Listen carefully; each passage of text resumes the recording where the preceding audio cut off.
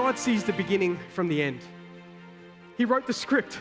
You know, as a mentor, you're there for the stories of the participants, and I think sometimes it's just as simple to ask them, who are you, what are you about, or why are you here, and just to listen to them and give them a platform to speak their heart, their feelings, whatever it may be. We must look and listen carefully to understand the drama. The way God gathers us, talks to us, corrects and encourages, it all comes through the story.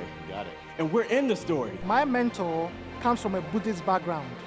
We are similar in the sense that I also come from a Muslim background. I think that was a typical connect point. When I was young, I tried to commit suicide 3 times because I had a problem in accepting how I look. But then I heard the pastor in the church telling the verse, "Come to me, all that you are tired, and I'll give you rest." And hearing that sentence made me cry.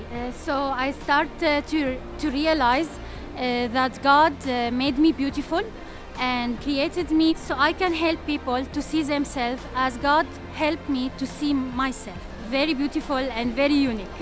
And our conviction at YLG 2016 is this: a complex stage requires us to re-enter God's story. But we can only play our part when we imaginatively step in. This morning I shared my life story with my Connect group, which is a great opportunity for me to allow my team, my group, to see how God has shaped my life and how He has worked in and through the pain that has brought me to be the person that I am.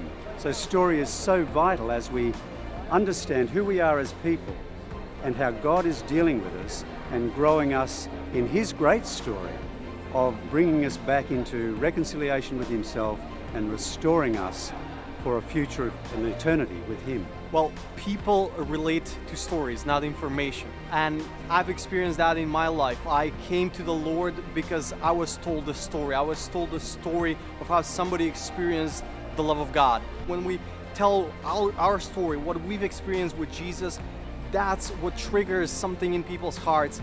We are able to see better than ever where the church is, where the church needs to go, and what the church needs to do. So prayer is changing the church, and prayer is changing the world. It's our responsibility in our generation to make sure that no community, no people group, no country, no context goes without experiencing, hearing, and seeing the gospel.